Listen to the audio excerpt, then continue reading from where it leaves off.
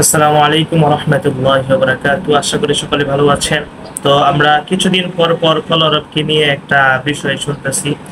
তো আবারও আমরা একটা নিউজ দেখতে পেলাম কলরবকে নিয়ে। তো অবশ্যই আমি চিন্তা করলাম যে নিউজটা আপনাদেরকেও দেখাই। তো আপনারা অবশ্যই নিউজটা দেখেন যে এখানে কি বলছে নিউজের মধ্যে। তো কলরবের বিষয়ে তারা কি মন্তব্য করছে, অবশ্যই আপনারা নিউজটা দেখেন। তাদের পরিবার কিছু অভিযোগ তুলেছিল আপনাদের বিরুদ্ধে যে আপনারা নাকি জি, কলরবটাকে অবৈধভাবে দখল করে রেখেছেন তাদের অনুমতি ছাড়া। এই বিষয়ে আপনি কি বলবেন? একটা সংগঠন 10 জনে মিলে করে, একজনে একটা সংগঠন হয় না।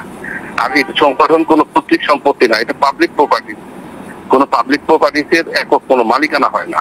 এটা অবৈধ দখলের তো প্রশ্নই আসে না। যারা তৎকালীন সময় কলরব পরিচালনা করছে সম্মিলিতভাবে, তাদের স্থায়ী কমিটি আছে, একটা নির্বাহী পরিষদ আছে, তারপরে উপদেষ্টা পরিষদ আছে, সম্মিলিত পরামর্শের ভিত্তিতেই আমাকে এখানে প্রধান পরিচালক হিসেবে মনোনয়ন দিচ্ছে।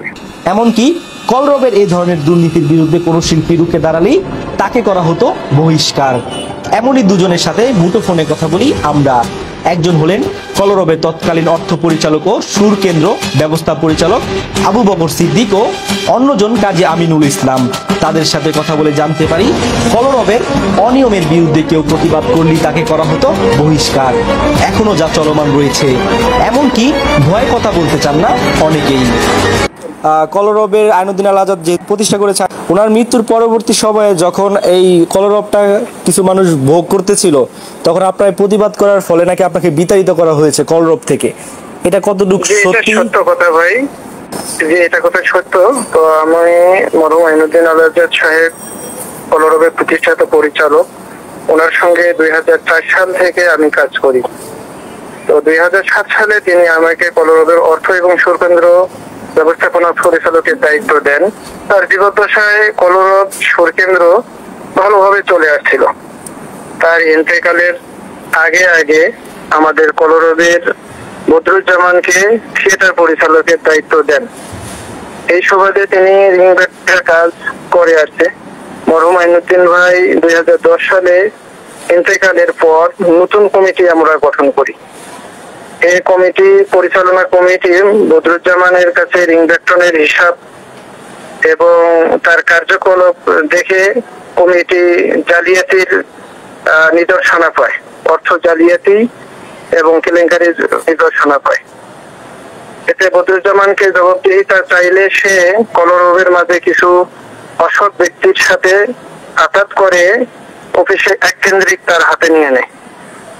তো এটা আমরা যখন বুঝতে পারি, আমরা তাকে জবাবদিহিতা চাইলে সে পরবর্তীতে কলরবের পরিচালকদের সঙ্গে নানান বাদ বিতণ্ডায় জড়িয়ে পড়ে। এমনকি এক পর্যায়ে ষড়যন্ত্র করে আমাকে সহ কলরবের অন্যান্য পরিচালকদেরকে সে বিতাড়িত করে। এরপর আমাদের কলরবের একটা ইউটিউব চ্যানেল ছিল। আমাদের সেখান থেকে চলে আসার সুযোগে সে কলরবের ইউটিউব চ্যানেলটাকে তার ব্যক্তিগত হলিটিউন চ্যানেল নামে নিজের নামে পরিণত করে। আইনুদ্দিন আল আজাদ সাহেব যখন 2010 সালে মারা যায়, তার পরবর্তীতে কলরবে নানা অনিয়মের বিরুদ্ধে আপনি নাকি প্রতিবাদ করেন, আর প্রতিবাদের কারণে আপনাদেরকে নাকি কলরব থেকে বিতাড়িত করা হয়েছে। এই বিষয়টা যদি একটু বলতেন। কিছু অসঙ্গতি নিয়ে অবশ্যই কথা বলেছি, অসঙ্গতি ছিল, সেগুলো ছিল। আমাকে যে বহিষ্কার করা হয় এটা আসলে কি কারণে, সাংগঠনিক কোন কারণে, এটা সংগঠন মানে ওইভাবে করতে পারে নাই, কোন কারণে, মানে কি কারণে আপনাকে করা হয়েছে আপনি জানেনই না?